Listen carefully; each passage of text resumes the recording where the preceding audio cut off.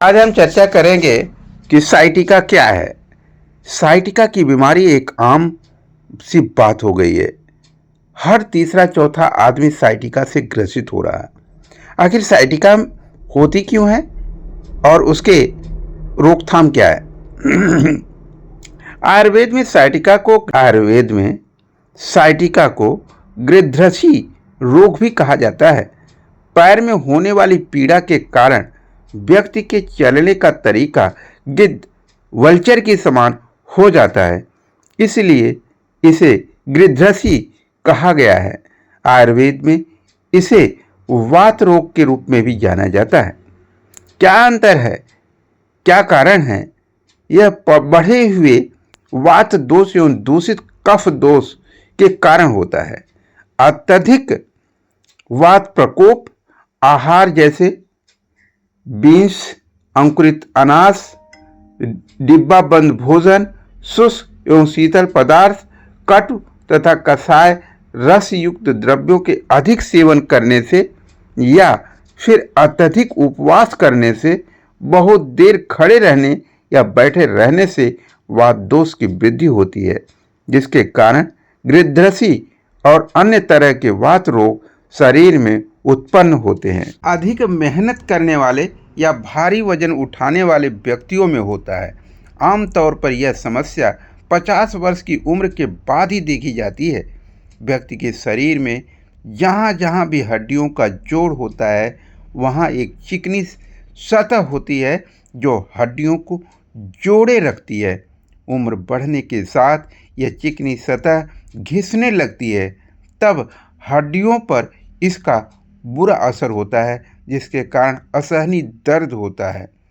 जब ये कड़ी हो जाती हैं तो आपकी साइटिका नर्व दब जाती है, उस पर दबाव पड़ता है, जिससे साइटिका हो जाता है।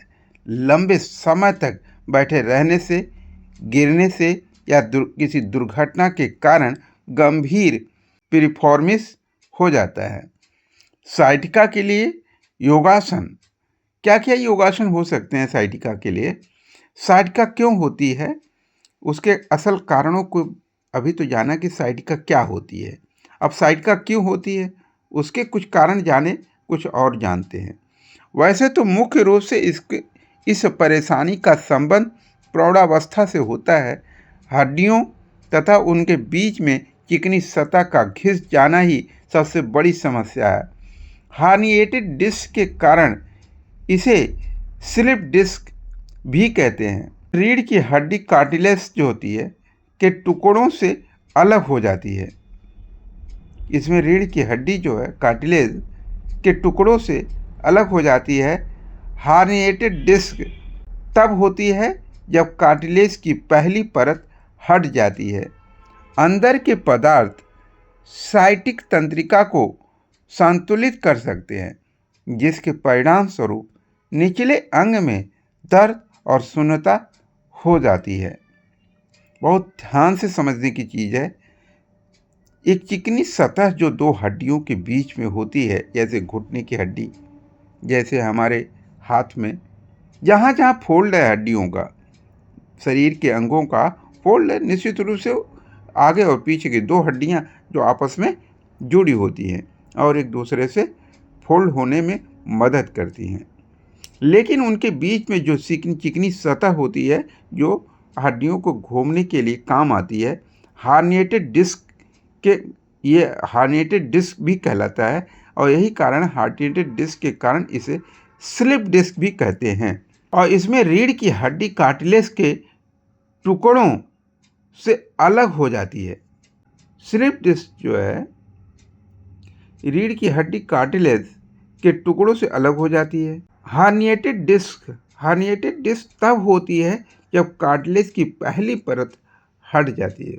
अंदर के पदार्थ साइटिक तंत्रिका को संतुलित कर सकते हैं, जिसके परिणाम स्वरूप निचले अंग में दर्द और शून्यता हो जाती है। इस प्रॉब्लम को सॉल्व करने में उष्ट्रासन का जो एक आसन है, और इसमें जो प्राणायाम होता है, चाहे वो भस्त्रिका प्राणायाम हो या उद्गीत प्राणायाम हो या फिर अनुलोम विलोम हो, ये सब भी, क्योंकि ऑक्सीजन तो हर पार्ट को जीवंत बनाए रखने की सबसे बड़े आधार है। इसलिए बॉडी के अंदर ऑक्सीजन की पर्याप्तता को बढ़ाने के लिए प्राणायाम तो बहुत ज़रूरी है, क्योंकि प्राणायाम से ही ये वात और कफ और पित्त, ये तीनों रोगों को संतुलित किया जा सकता है। वात, कफ, पित्त, ये तीनों ही प्रकृति के चरित्र हैं, उसकी ताकत भी है, उसकी अभिव्यक्ति भी है। जो मातृशक्ति से ही एक किसी भी बच्चे के जीवन को जो जीवंतता मिलती है, वो मातृशक्ति के शरीर से मिलती है। यही के लिए कहा जाता है, हम अपनी बेटियों यानी मातृशक्ति के उस जगत जननी के उस अंकुर को स्वस्थ कर दें तो पूरा संसार विकार रहित और स्वस्थ हो जाएगा।